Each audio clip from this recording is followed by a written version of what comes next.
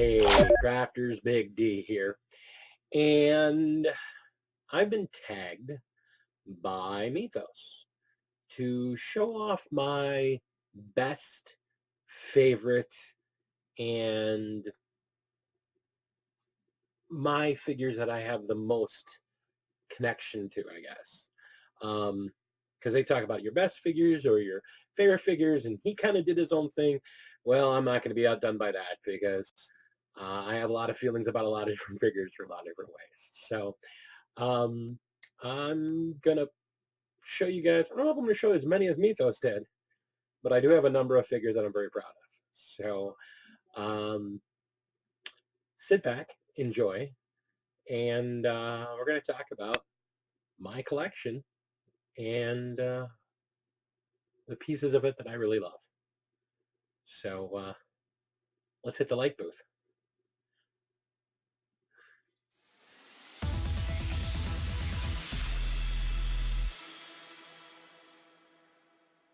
Okay, so the first figure I'm going to show off is a figure that was a gift to me by Methos, and it is literally the only figure in my army that I run that was painted by somebody else. I have a hard time typically using figures that someone else painted. And it's a weird thing for me. I have this thing that, I believe you should paint your armies. That's why I don't understand commission painters. I don't understand why you'd ever want to use a commission painter. But that's my thing, and I admit that that's my deal. But as a gift, even a beautiful figure, I've only been gifted one or two figures other than this one ever. I've never been really big on it. I bought a figure once at a convention because I really love the look of it, and it's set on a shelf. I've never really used it because it doesn't have a tie to it that makes it mine. This figure, on the other hand, is a different story. It matches my colors, it matches my look, it matches my feel, and it was painted lovingly by somebody with as deep an actual devotion to the wolves that I have. It is an absolutely stunning figure, and it is one of the triad of wolf lords that I run with for my army. It's a beautiful piece, and I'm happy to have it as part of my units. So it is the one figure painted by anyone else that I will ever play with as of this point in my life. So I want to say thank you to Methos. This is a beautiful figure. Wolf Lord on Thunderwolf, but he has it standing next to it, so it's got a wonderful dynamic pose. The two of them are fighting together. It's just a beautiful piece. I know he put a lot of work in it. He did a lot of new techniques for him on it, and it shows. It's a gorgeous, beautiful display piece, and it'll look wonderful on the table. I'm looking forward to a big battle I have coming up where this guy will be featured prominently. And this is my Smash Captain. This is Wolf Lord Solaris. He is a kit bash of a bunch of different pieces, between being just the secondary backpack for his jump pack. I have some regular upgrade sprue pieces on him, including his helmet. I have some Space Wolf pack pieces out of the regular pack sprues for his shield and his hammer and his belt. And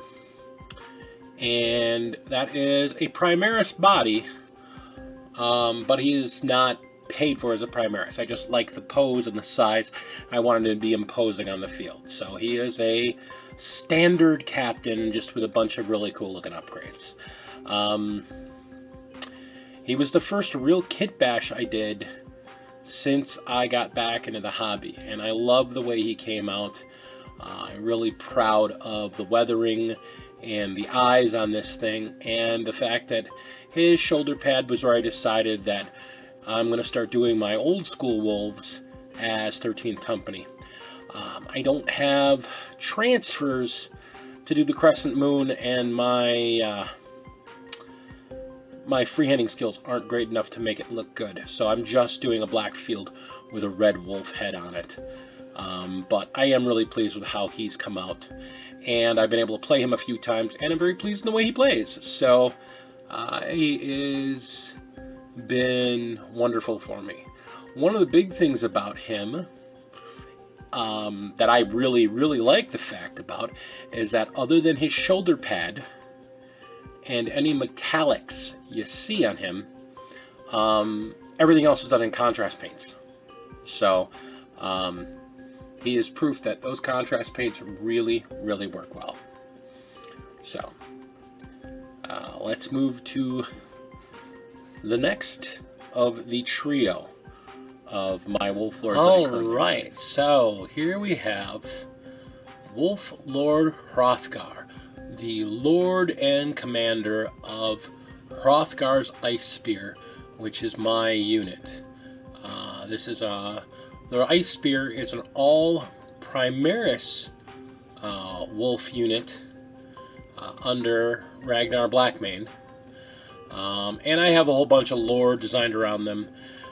And this guy was a long story. I actually have, if you look at my Space Wolves video overview, you'll see the story I kind of came up with for him. So I'm really pleased with how well the wet blending came out for that blade. It really does look like it's just molten hot fire, and I wanted that blade to just look like it's just blazing hot and able to just cut through steel like it's butter. So I love this figure for its pose and the armor and the look, and he is a beefy boy. I also did a completely custom base, so the entire piece he's standing on looks like a slab of ice, unlike the regular rest of the army where it's just the tops of the bases. Because anytime I have him on the field, he is the warlord. He's always my warlord if I put him in play. Whether or not that's great for the game or not, it doesn't matter. With the narrative I run, he is the Wolf Lord that went through the Primaris process just to prove that to his wolf brothers that they were the weapon that they needed to fight against the forces of the Imperium. So I just love the way he came out. He painted him in the standard way, so no contrast in him. He is one of the earlier figures I did with the wolves, where I really locked in the color scheme I was doing for my Primaris wolves, where anything with the eagles were not going to be in gold, but they're actually in bone color, and not a lot of gold and metal on them. They're mainly blues with yellows, and in the command structure they're yellows because they're part of Blackmane's unit. And I wanted that cape to just be this dead Black Knight with just a little bit, and that's where the gold you see is on those corner pieces of the cape. But that was really the scheme I designed for them, and I stuck to it. And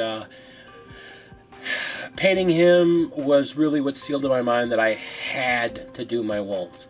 I had been waffling thinking about doing Ultramarines, and I had 2 of these guys, and I had painted a couple Marines, and I'm like, yeah, I love the wolves colors. And then I painted him up, and I'm like, no, I'm not doing Ultramarines. I am going to do my wolves. I don't care if they're not that good in 8th edition. These are my guys. These are what got me into Warhammer. These are the guys I'm going to paint. So, love them to death. This is one of literally my favorite figures that I've painted overall since I've come back to the hobby. And I see things now that I could do on him better. I could probably go back and do a little bit better weathering and probably do a little bit more on the cape. And there's a very subtle shading of grays in that black, but I really do just love this figure. So those are the 3 Wolf Lords that really rule the roost for my Space Wolves. Next up, you're going to see my entry for Everchosen in 2019. Okay, so here is my Space Wolf Ancient. Now, this was a figure I did for Everchosen. I came in 3rd place in my store. And I think a lot of it had to do with the fact that it was, considering the other 2 figures above me were much larger and more dynamic looking figures, and I went a very gray toned Space Wolf. I think that had a lot to do with it. I spent a tremendous amount of time on this figure, learning and using a lot of layering techniques and a lot of shading techniques. This is the only non-Primaris Marine I have that is painted in Ragnar's colors. And I painted him before I decided to do the 13th Company. I was originally going to do all my guys as Ragnar's company, as Black Mains, and then I had this idea for doing the 13th Company. So this was the last one I did, now the only old Marine I did. And I used a lot of bits on him. I wanted this Ancient to really be striking. I spent a tremendous amount of time on him. The grays and the blues are quite layered. There's a lot of weathering on him. I went with a grayish, dusky tone for his hair, so that he started off looking like a blonde, but it's an aged blonde. There's actually a lot of reds in the golds that were then high brushed with a very weathered gold on there. I wanted him to look the part of an old wolf coming to lead his battle brothers, and he is very kit bashed in that there's so many pieces on this thing that come from a half dozen other kits. The legs actually didn't come out of the normal kit. There was a secondary kit that I used for the legs.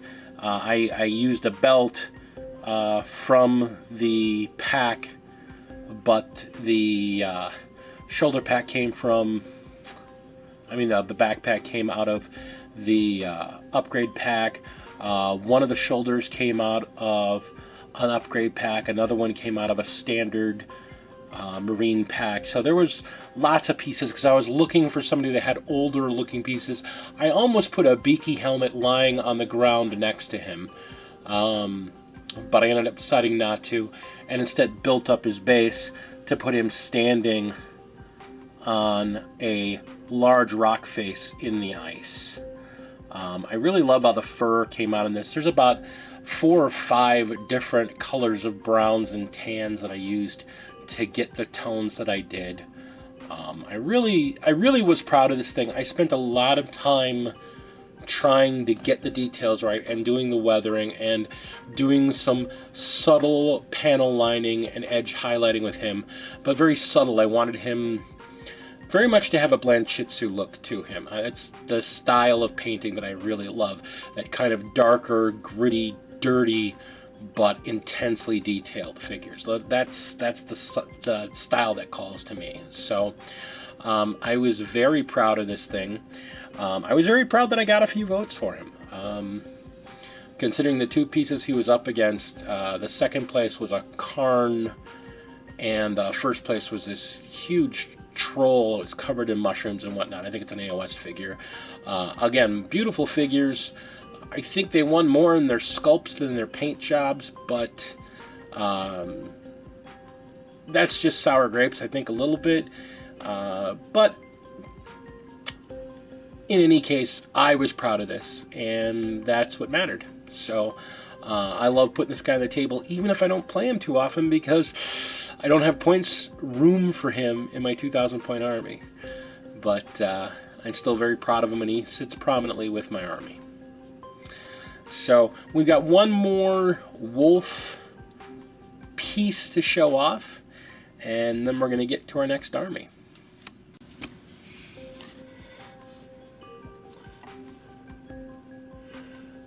Okay, so here we have my executioner.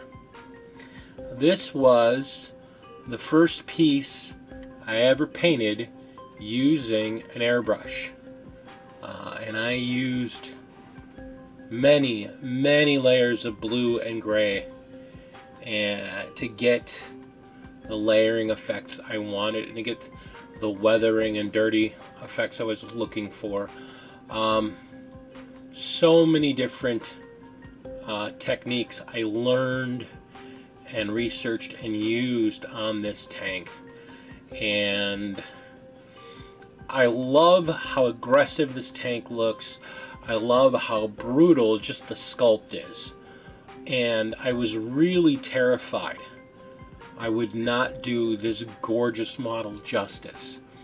And again, this is one of those models that I was terrified of and intimidated by, and just spent an inordinate amount of time to make sure it was exactly what I wanted. And I am super pleased with how this thing came out. It's super clean and yet still very weathered. The areas that I wanted bright are very bright, and yet there's a lot of very dark and gritty pieces into it. I love the fact that I got the blacks and grays to work the way I wanted, in that I painted a lot of the metal pieces in a straight lead belcher, and then took a mixture of 2-to-1 of the black contrast, the 2 parts of the contrast medium, and then washed them down with that to get this very gritty metallic black, and then went back and high brushed them, as my wife calls it, or dry brush them aggressively with a silver to make them look like the old bolt gun steel used to look like, for those of you familiar with the older paint line. I love the look of this model. I love how brutal it is. I love the output, and I love that there was a lot of room for me to put personal details. I got to make a lot of decisions about how much color other than the blue I put on here.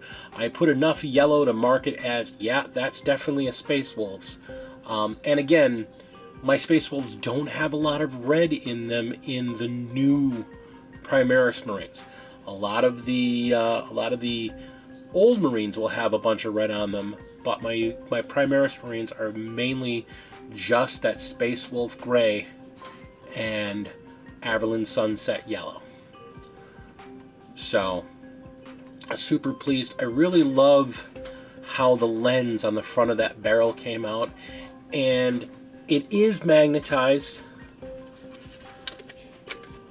I do have the plasma set aside that I can use, and the top does come off. I don't have it permanently attached, so I can pose it if I want. I don't normally use the plasma, just because this gun is so good. There's really no reason to use the plasma, in my opinion, but there are some cases where, I guess, I've seen cases where I could use it, but the main cannon is just so good. I like it in this configuration most of the time. So, yeah. She's a pretty girl. So that is my Space Wolves. Now we're going to see a few other pieces from my other armies. We'll be right back.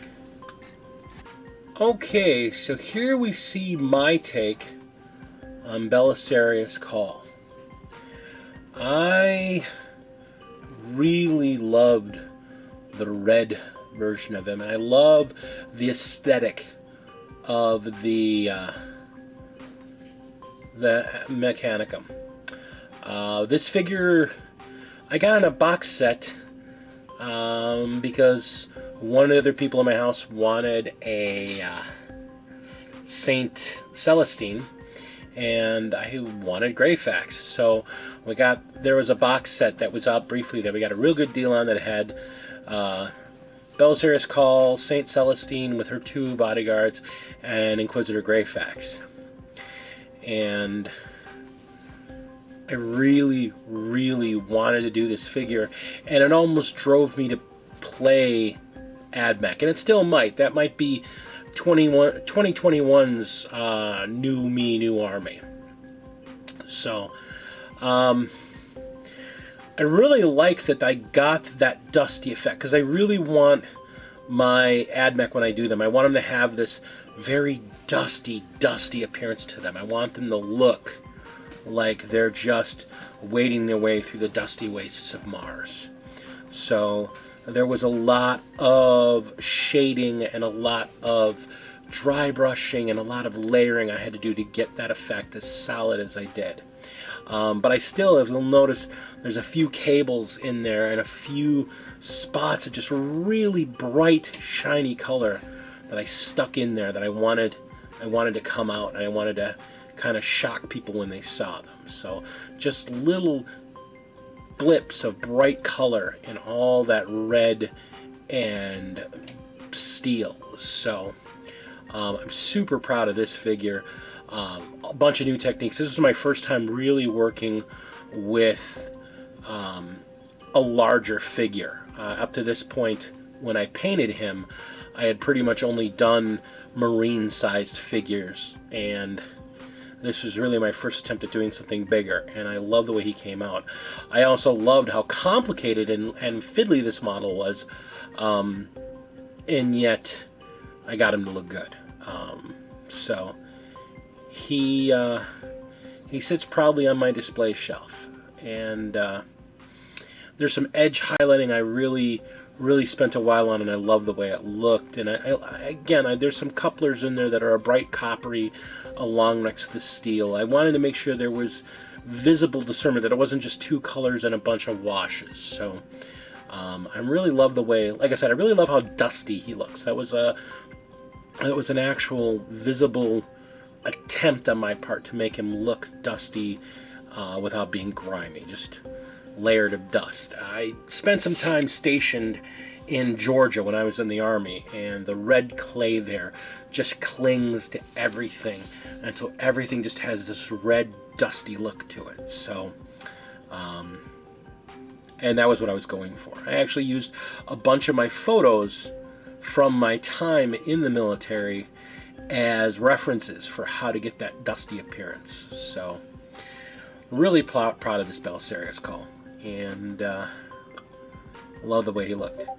And right now he is literally the only AdMech I have. So some point I'd like to just pick up a Star Collecting box just to give him a little bit of a force to walk around with. So we'll be right back. Okay, so this is Mr. Huggy, my Death Guard Rhino. I did not know about Cromlech. I did not know about Stormcrow when I got this vehicle. I had no idea. I knew I wanted a transport, and I knew I wanted to make it very nurgly. So I sat down with some Milliput and a texture tool and some half pearl beads, and I went and made this thing as absolutely revolting as I could think of. And I'm going to pick this up and turn it on its side because I want to show you the top of this vehicle, because it is looking at you. This was peak painting for me. I looked at so many reference pictures of eyes to get the redness around the eye, to get the ratio of pupil to iris to the rest of the eye. I wanted this thing to look like it was an eye, like there was something alive in this thing. Now the best part was I had to sit down with it and figure out where it was, because underneath I wanted the meat to come through the door. So it's a little hard to see in this angle. But this vehicle is inhabited. Another good eye looking at you there. Well, maybe we can't see it well enough. We should turn on the party lights inside of the Rhino. Because Mr. Huggy just wants all his Marines to get inside so he can give them a nice squishy hug. And why not have a dance party and enjoy each other while we're in this hellish squishmobile. I spent a lot of time sculpting and painting, and I really wanted to have the inside of this vehicle just be horrific to go along with the outside. And it is. So I am so absolutely pleased. There was so much I wanted to do with this vehicle, and I achieved everything I wanted. It's a beautiful looking Rhino. It's got all the touches of chaos. It's absolutely unquestionably Nurgly. And I've had people, when I've put on the table, just recoil at how disgusting it looked. So it did its job well. I eventually want to get a second Rhino, and I've got a bunch of Cromlech doors, but that's not going to keep me from doing some of my own customization on it as well. So yeah, he's a beaut, Mr. Huggy. Alright, we've got one more set of 40K figures to show you, and we'll be right back. Alright, so to start with, we're going to take a look at Mickey and Jack, the two Helverins from my Imperial Knights units.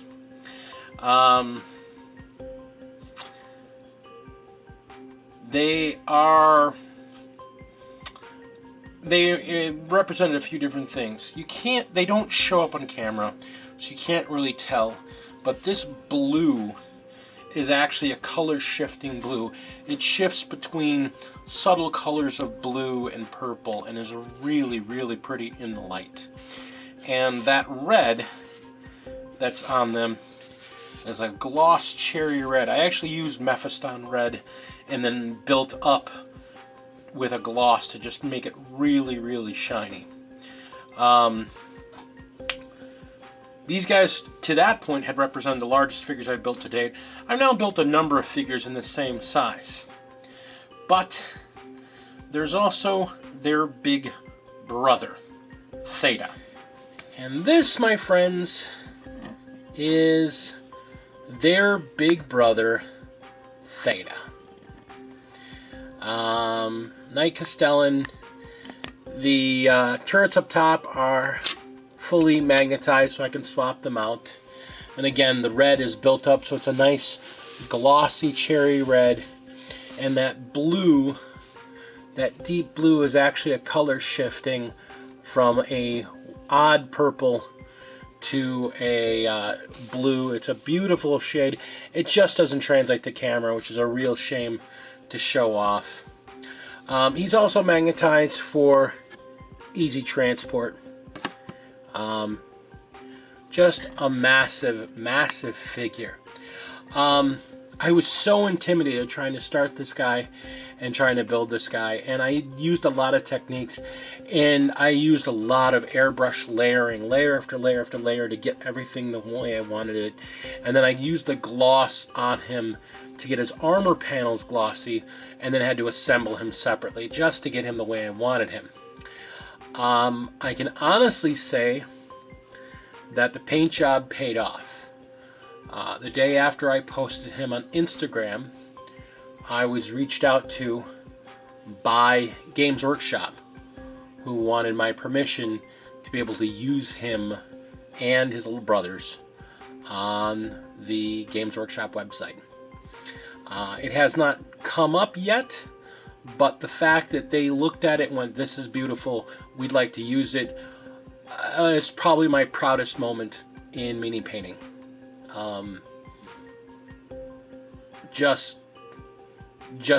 I mean, you guys know my wife, and when I showed her this, she laughed because I was giggling like a little anime girl about how happy I was that, Games Workshop Senpai noticed me.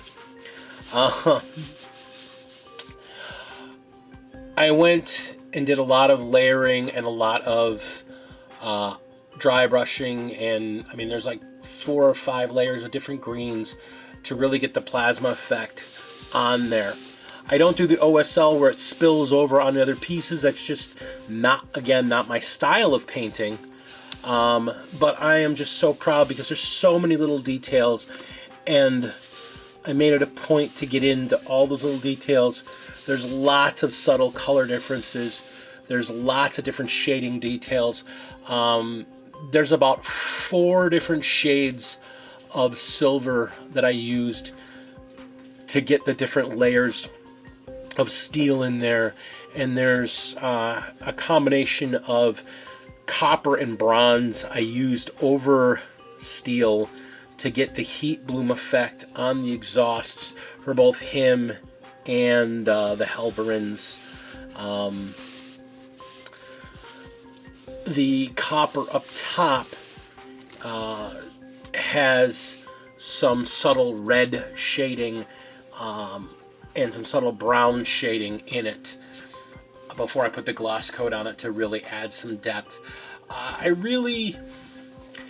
If I get another knight, there are definitely some same things I'm going to do so that they all match for my custom house, but there's also some differences I want to do in how I do the shoulder pads to show that they are a different branch of the family or something. But there are some details I want to, again, stretch out with. But I'm so pleased with this thing. The only thing I'm not pleased with, I haven't had a chance to actually put him on the table and shoot somebody with him, and he's just dying to put somebody's face off with that cannon. So, just some happy stuff. So, this is the last of my 40K figures that I consider my top tier. The one other figure I'm going to show you guys is actually an Age of Sigmar piece. So, hang tight, I'll be right back. Okay, so there was a period of time when I was painting a bunch of Poxwalkers. And I just needed a break from painting sci-fi, zombie, gross, dead figures. I needed a break. I didn't want to paint any of my wolves yet, and I really didn't want to paint any more Death Guard. So I broke into our box of Soul Wars for Age of Sigmar. And this is where I solidified the paint scheme that I would end up using on the entirety of my Stormcast, where I wanted it to have more of a paladin feel, with these dark grays and silvers, worn metal with gold highlights, and then purples with little touches of green here and there. And that's what I came up with. And this is the general for my Stormcast army. And I was so pleased with this paint job. it's what led me to deciding I wanted to do the rest of the Stormcast and wanted to do that army. So I've seen this griffin painted in so many different unreal and unnatural colors. I actually went and looked up a golden eagle and tried to keep the color tones native to that. There's, I want to say, 4 or 5 auburn shades along with a golden brown and then a dry brush up top of a medium ochre yellow to really get the color I wanted, and then wash the whole thing in sepia to get this lovely warm reddish brown color. I'm really pleased by how this thing came out. Like I said, I was so pleased. It was like this was my watershed moment that yes, I'm going to be doing the Stormcast, because this guy came out so perfectly and so wonderfully, and came out, I mean, the base came out gorgeous, the figure came out gorgeous. It's just, to me, it was a stunning piece. So I was super happy with the way it came out, and yeah, so it led to me stealing a Stormcast army from my wife.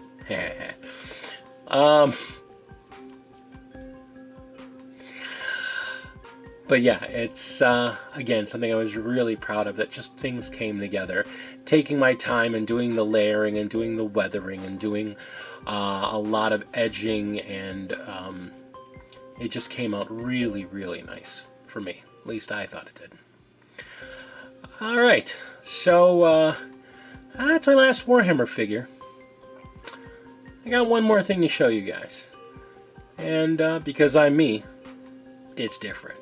Being a guy that started his channel as a terrain building channel, I'd be hard pressed to not show off a piece of terrain that I am so incredibly proud of, all the effects I got to come off on this building. I wanted to do a boarded up, ramshackle apartment building or office complex. And this was that effect. Between the security grates all rusty in the windows down below, to the boarded up windows on 3 walls, to the fire escape on the back and the fire door on this thing. This is a piece that I am so proud of, that it is, you know, just an amazing piece of terrain that sits on the board when I'm running my zombie apocalypse game. This is something I am truly proud of. How I got the stone effects to look like weathered stone. How I got the coffee stirs to look like super weathered old wood. The fact that it has a textured tar roof with an accessible fire escape on the top.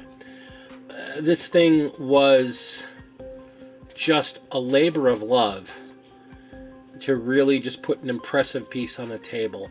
And the fact that it's nothing but foam board, popsicle sticks, some granny grating, and some coffee stirs with a little bit of sand and a tiny bit of 1/2-inch grid wire. It came out better than I imagined and better than I hoped. This is the stuff that got me started in this channel, teaching people how to make stuff for their battlefield. I can put this in the middle of a modern day fight and it'll look great. I can put this on a battlefield in a 40k city fight and it looks like just some old abandoned building in the middle of the complex that they're fighting over. So it works. It's a good building. Nice sight blocker, a nice precipice to get somebody up on top of. These fire escapes are actually functional. They're wide enough that you can stick a 1-inch figure actually in the grating, or if they're a 32mm, they sit on top. There's enough room. The ladder is just far enough away from the wall that if you stick a figure in there, it'll lock itself in place. So super pleased with how this building came out. And again, this is what got me a channel to start off with. So super proud of this and the way it came out. So along with the figures, this piece of terrain is a showpiece for me. So let's go back to that desk, turn on the camera, and point at some other people. So there you have it, guys. This is the best of the best, my favoriteest and my most important and nearest and dearest figures to my heart. These are the ones I'm the most proud of everything I've done over the last year and a half, 2 years. So I hope you guys enjoyed it. And so now I'm going to tag 2 people to pass it on. Well, I'm going to cheat for my first one, and I'm going to tag Lady Dragon because I want to see her talk about what she's done, because she's got some amazing figures. You guys have seen some works in process and a few things on her Instagram, but I want you guys to see really in depth the stuff she's done, because she's got some amazing figures and I really wanted to share them in depth with you guys. So there's my number 1. So for my number 2, I kind of want to jump out at somebody who I know is active in the community, and I've seen a lot of his stuff on Instagram, but I'd like to see him actually talk about the stuff that he's done. So, Hellchild, I'm going to tag you, buddy. I want to see what are your figures that you've done that you're the most enraptured with. What really speaks to you the most? What's your favorite stuff you've done? I love your stuff on Instagram. I love the stuff you've done. What's your stuff that you've done that you love? So tag you're it. So there you go, Lady D and Hellchild, you're next up. This is Big D, the Gamecraft Dragon, and I want to thank you for sharing this time with me. If you enjoyed this video, I want you to smash that like button. Make sure you're subscribed. Ring that bell. You got links below to my Instagram and my Patreon.